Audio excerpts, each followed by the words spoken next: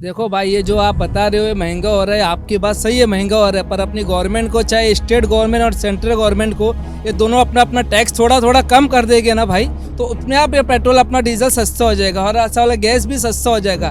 जो जब अपन को ईरान से जो चीज़ आ रही है सस्ते में, तो अपन दूसरे देश से क्यों खरीदें?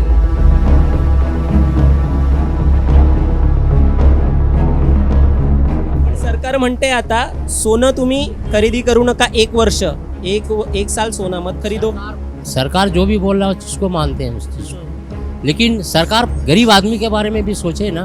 महंगाई बढ़ रहा है और मजदूर का मजदूरी नहीं बढ़ रहा है। ट्रेन का बस का भाड़ा डबल हो गया, जहाँ पर ट्रेन का 6 रुपया था बस का 12 रुपया हो गया। तो ये हिसाब से रहेगा तो मजदूर आदमी 500-600 रुपये में क्या कर सकता है। तो सरकार को इस पर भी ध्यान देना चाहिए कि मजदूर का पगार किस तरह से करना चाहिए, वो सरकार का काम है। तो इजराइल ईरान का जंग चालू है, नरेंद्र मोदी इजराइल को फादर बना रहा है। का मतलब है कि इजराइल को बाप मानना। हमारा जो देश का जो प्रधानमंत्री है वो सरासर देश को चला नहीं पा रहा है। हमारा जो देश का जो प्रधानमंत्री है वो सरासर देश को चला नहीं पा रहा है।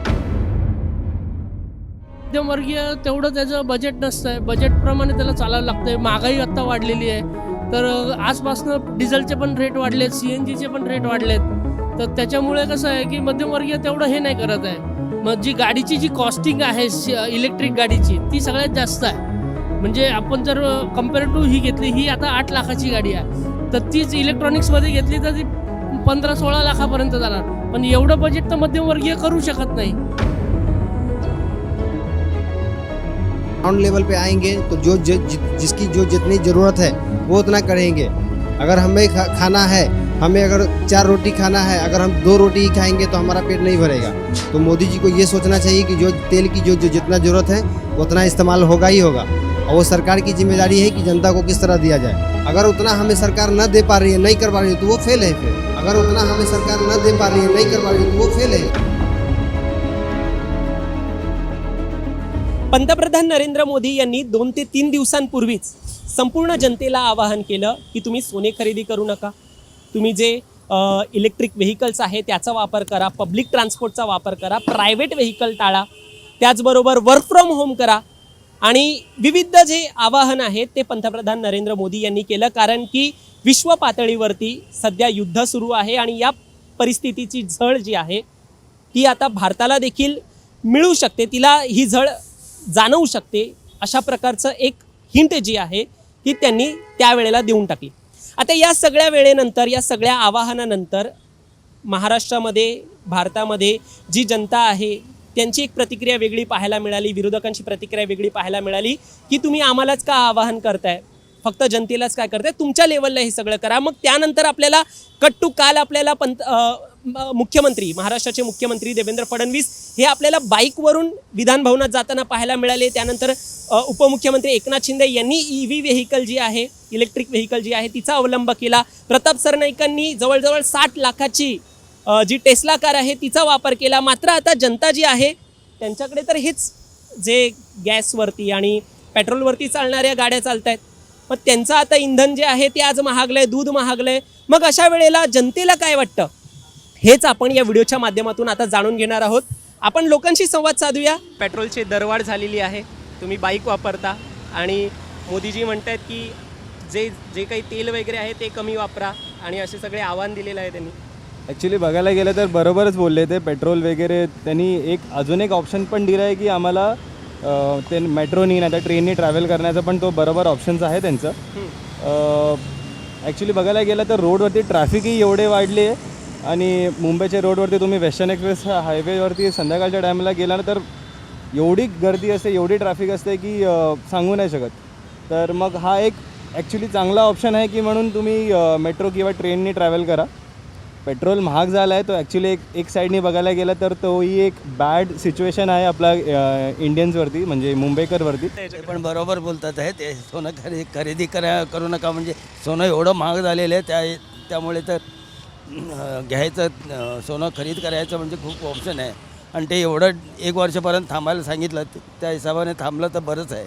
आता तुम्ही थांबणार 1 वर्ष तरी खरेदी नाही थांबणार। बाईकस्वार आहेत ते तर म्हणतात की पेट्रोल हे महागलेलं आहे त्यांच्यासाठी, मात्र आता CNGच्या गाड्या देखील मोठ्या प्रमाणात इकडे लागलेल्या आहेत. मी त्यांच्याशी चर्चा करतोय.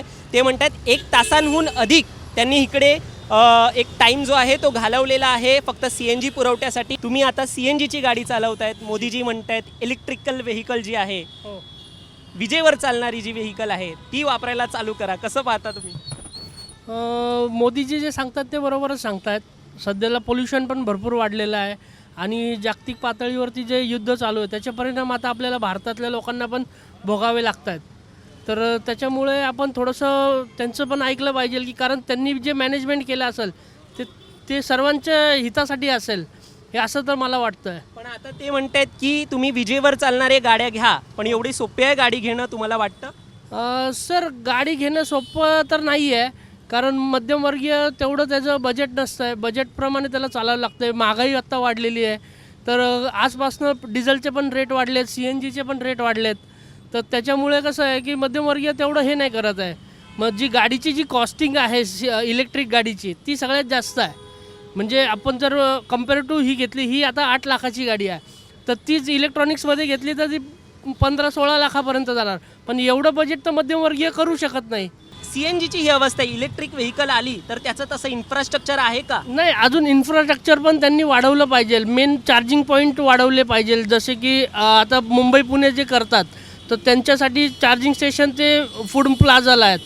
ओके, तर ते फूड प्लाझाचे जे आहेत तर ते प्रत्येक 50 किलोमीटरवरती त्यांनी चार्जिंग पॉईंट दिले पाहिजे जेणेकरून गाडी वापरणं सोपं जाईल. जवळजवळ 1-1 तास या गाड्या CNGच्या गाड्या ज्या आहेत त्या इथे थांबलेल्या आहेत.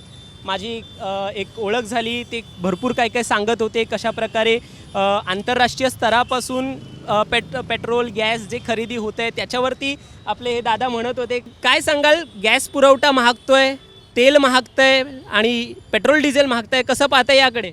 देखो भाई, ये जो आप बता रहे हो ये महंगा हो रहा है, आपकी बात सही है, महंगा हो रहा है, पर अपनी गवर्नमेंट को, चाहे स्टेट गवर्नमेंट और सेंट्रल गवर्नमेंट को, ये दोनों अपना अपना टैक्स थोड़ा थोड़ा कम कर देंगे ना भाई, तो अपने आप ये पेट्रोल अपना डीजल सस्ता हो जाएगा और ऐसा वाला गैस भी सस्ता हो जाएगा. जो जब अपन को ईरान से जो चीज़ आ रही है सस्ते में, तो अपन दूसरे देश से क्यों खरीद रहे? सस्ते में अपन को ईरान से मिल रहा ना, अपन उससे ताल्लुकात अच्छा बना के रखिएगा ना. अभी बीच में अभी हुआ था हार्मोन से इंडिया के लिए भेजा ना उसने, तो इसीलिए तो अपन जो भी है अपना पेट्रोल है, डीजल है, गैस है, वहाँ से खरीदे ना, ताकि लोगों को भी आसानी हो और हम लोग को भी आसानी हो. गवर्नमेंट को अपना टैक्स भी कम करना चाहिए क्योंकि हम लोग हर एक टैक्स भरते हैं गवर्नमेंट का. गाड़ी का टैक्स भरते, रोड टैक्स भरते, टोल टैक्स भरते, फिर उसके बाद भी हर एक चीज़ में टैक्स है. टैक्स अपना अपना दोनों गवर्नमेंट कम कर देगी ना, ये महंगाई अपने आप कम हो जाएगी. और गवर्नमेंट अपना टैक्स कम करना नहीं चाहता, स्टेट गवर्नमेंट कम कर रही ना सेंट्रल गवर्नमेंट कम कर रही. ये दोनों टैक्स कम कर देगा तो अपना पेट्रोल डीजल और CNG अपने आप सस्ता हो जाएगा. आप इतना गाड़ी चला रहे हो तो क्या आपका जो रेंट जो है वो, अभी ये महंगाई तो बढ़ रही है लेकिन रेंट आपका जो है भाड़ा देने का जो ग्राहक देता है वो बढ़ पा रहा है? नहीं, वही तो प्रॉब्लम है. महंगाई बढ़ रही है पर ओला उबेर का रेट कम है. ये भी अगर रेट बढ़ेगा तो इंसान को कोई भी ओला उबर से पूछ लो, उनको गाड़ी चलाने में दिक्कत नहीं होगी. रेट बढ़ रहा नहीं है ना, रेट कम ही हो रहा है और महंगाई और बढ़ रही है. देखो, अभी आपने ओला उबर का एक विषय जो है वो छेड़ा है. अभी यहाँ पे जो नॉर्मल टैक्सी चालक है वो आपके गाड़ियों पे आक्षेप लेते हैं, मतलब ओला उबर पे आक्षेप लेते हो, कैसे देखते हो? ऊपर वाला रिक्स देने वाला है, सबको रिक्स वही देता है, चाहे ओला उबेर हो या टैक्सी वाले हो. अगर टैक्सी वाले आनाकानी नहीं करते हर जगह भाड़े पे नहीं जाने की, तो ओला उबेर आता नहीं.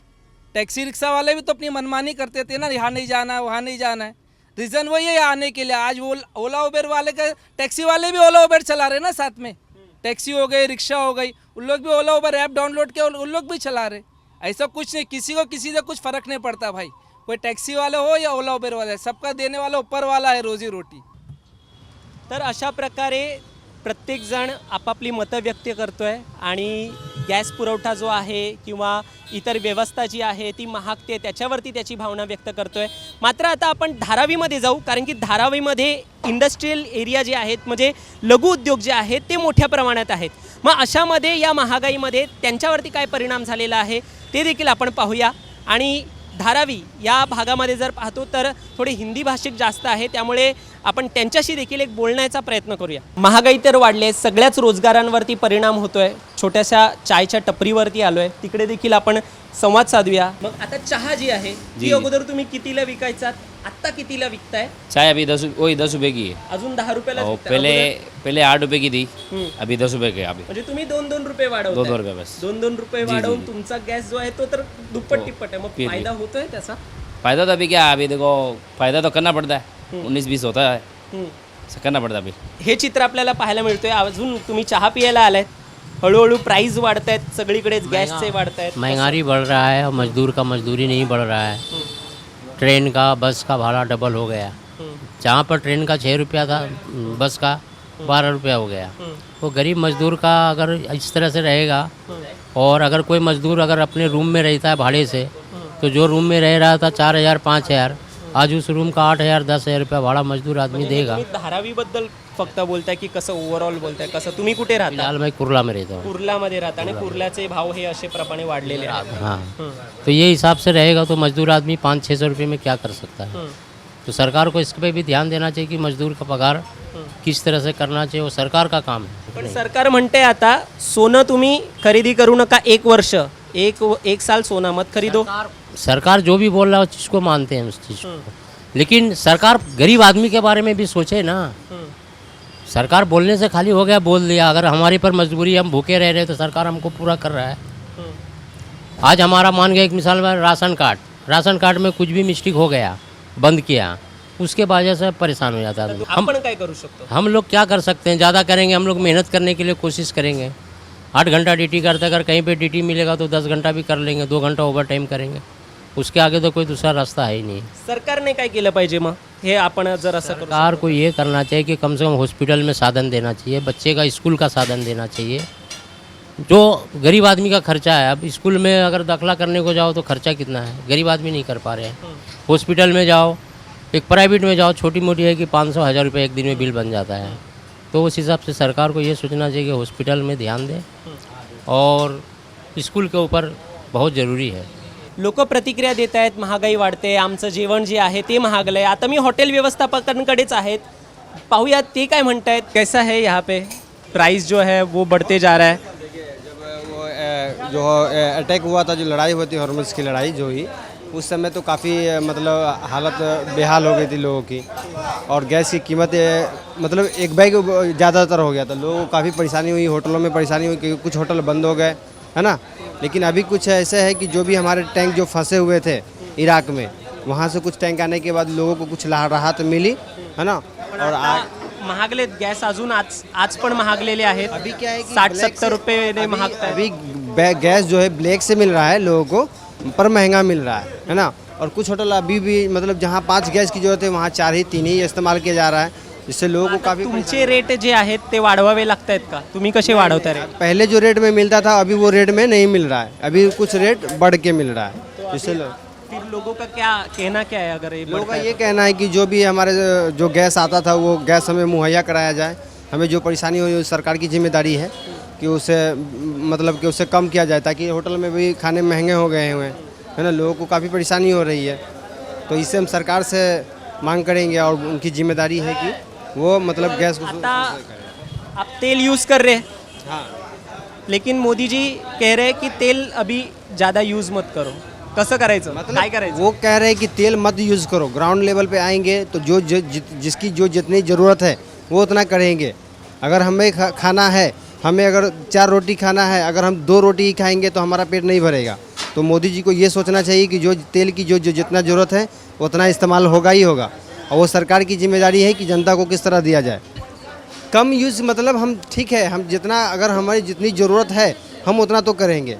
अगर उतना हमें सरकार न दे पा रही है, नहीं कर पा रही है, तो वो फेल है. फिर ये जो है जो भी कारण है हमारा देश का जो प्रधानमंत्री है उसके वजह से हो रहा है. आज जो समझो बेरोजगार कितना घूम रहा है, किसी के पास काम धंधा रोजगार कारखाना सब कुछ ठप है. आज सब बेरोजगार है, अभी सब ठप है. वो जो इजराइल ईरान का जंग चालू है, नरेंद्र मोदी इजराइल को फादर बना रहा है, अपना इमेज खराब कर रहा है. हाँ, समझो आप, मैं आपको अगर फादर बोलूँगा उसका मतलब है कि इजराइल को बाप मानना बराबर है कि नहीं. तो ये चीज़ हमारा जो देश का जो प्रधानमंत्री है वो सरासर देश को चला नहीं पा रहा है. तो अभी उन्होंने उसके कहा लिए है कुछ अच्छा पढ़ा लिखा जिसके पास डिग्री होना चाहिए उसको प्रधानमंत्री, जैसा आपके पास डिग्री है, आप मीडियागिरी कर रहे हो तो आप देश को चला सकते हो, एक जाहिल आदमी देश को नहीं चला सकता है। बेरोजगार उसी का कारण झालेला है, है। वही सब बेरोजगार है ना, यूथ के ही कारण है। आज तेल नहीं मिल रहा है, पेट्रोल नहीं मिल रहा है, आज खाना खाने जाओगे तो 100 रुपये के नीचे खाना है ही नहीं। पहले हम लोग 50-60 रुपये में खाना मिल रहा था। ये कब की बात कर रहे हो? 50 अभी फिलहाल में 2-3 महीना पहले का बात कर रहा हूँ मैं। भटियार खाना में 50-60 में मिल रहा था, अभी आता वो 100 सब, हाँ झालेले आहे। वो सब बंद हो गया अभी। हाँ। 5 और स्टार 100 होटल में, हाँ अभी 5 स्टार होटल में जाओगे 100 से ऊपर जाने पड़ेगा। या सगळ्या घडामोडींकडे तुम्ही कसं पाहताय? पुढे जाऊन आपल्याला या सगळ्या गोष्टी अजून एक आर्थिक भूर्दंड जो आहे तो आपल्याच खिशाला बसणार आहे। त्यामुळे त्यांच्याशी चर्चा करूया की या सगळ्यावरती त्यांना काय वाटतं, कसं आपल्याला या संपूर्ण परिस्थितीला एक आवाहन देता येईल किंवा या संपूर्ण परिस्थितीला टॅकल करता येईल, यावरती आपण जनतेशी चर्चा करूया। 2-3 दिवसांपूर्वी आपण पाहतोय पंतप्रधान नरेंद्र मोदी यांनी आपल्या जनतेला आवाहन केलेलं आहे की गाड्या ज्या आहेत त्या तुम्ही पेट्रोल डिझेलचे वापरू नका, प्रवास जो आहे तो पब्लिक ट्रान्सपोर्ट वापरा। कसं पाहायचं आता या सगळ्याकडे? आपल्याला राजकारण देखील तुम्ही पाहिलं असेल तर सगळे EV बसेस वगैरे EV गाडीने प्रवास करतायत, बाईक घेऊन फिरतायत आपले मुख्यमंत्री। कसं पाहायचं या सगळ्याकडे? तुम्ही कसं पाहताय? उनके जो कहना है वो ठीक है। वो अगर हम ट्रांसपोर्टिंग का कम उपयोग करेंगे तो हमारा तेल बचत होएगा, और तेल बचने से हमें डॉलर का यूज़ कम होएगा। डॉलर का यूज़ करने से अपना जो विदेशी करेंसी है वो हमारे पास बचत रहेगी, तो हमारे देश के लिए अच्छी है ना, अच्छी बात है। सोना खरीदने के लिए डॉलर का यूज़ होता है। उन्होंने बोला है कि सोना कम करे, 1 साल के लिए ना खरीदे, और जहाँ तक हो सके तेल की बचत करे, और तेल की बचत करने में कोई हानि नहीं है, अपने देश हित में ही है। पूरी दुनिया भर की कंट्रीज़ में देखे आप तो हर देश में आके पेट्रोल और डीजल का रेट बढ़ा है, एक हमारे देश में बढ़ा नहीं था। वो अभी जो बढ़ा है ये एकदम नथिंग है। इलेक्शन जे बाहेर राज्यामध्ये चालू होतं त्याची वाट बघितली जात होती का आतापर्यंत? मग हे अगोदर व्हायला हवं होतं का? नहीं, इलेक्शन की वजह से उन्होंने तेल का रेट नहीं बढ़ा ऐसा नहीं है, उनका स्ट्रेटजी होगा कुछ, इसलिए उन्होंने तेल का रेट बढ़ाया नहीं था। अभी उन्होंने अगर तेल का रेट बढ़ाया है तो उसमें भी उनका कोई स्ट्रेटजी होगा जो देश हित के लिए होगा।